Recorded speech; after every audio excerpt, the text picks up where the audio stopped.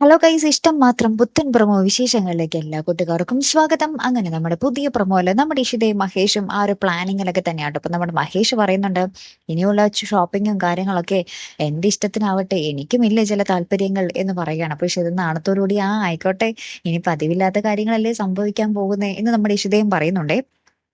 അപ്പുറത്ത് നമ്മുടെ മനസ്സുവിന് രചനയുടെ അടുത്ത് പറയുന്നുണ്ട്, നീ ഇഷിതയെ എന്തെങ്കിലും ചെയ്ത് ഇല്ലാതാക്കണം, ഇതെന്റെ ഒരു അപേക്ഷയാണെന്നൊക്കെ പറയുമ്പോൾ നമ്മുടെ രചന പറയുന്നുണ്ട്, ആന്റി മുട്ടിപ്പാട്ട് പ്രാർത്ഥിക്ക്, എന്തായാലും ദൈവം കേൾക്കാതിരിക്കില്ല എന്ന് പറയുകയാണ്. പിന്നീട് നമ്മുടെ രചന പൈസ കൊടുത്ത ആ ഒരു ഗുണ്ടകളുണ്ടല്ലോ, അവർ ചെന്നിട്ട് നമ്മുടെ ഇഷിതയുടെ കാറിന്റെ ബ്രേക്ക് ചെയ്തിടുകയാട്ടോ, അതായത് ഊരി മാറ്റുകയാണ്.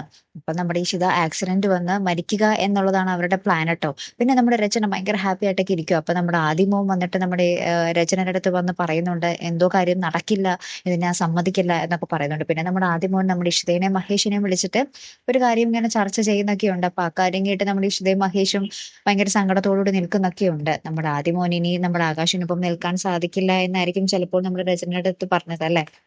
നമുക്ക് നോക്കാം, കാത്തിരുന്ന് തന്നെ കാണാം. അപ്പൊ അടുത്തൊരു വീഡിയോയുമായി വരുന്നത് വരയ്ക്കും ഗുഡ് ബൈ.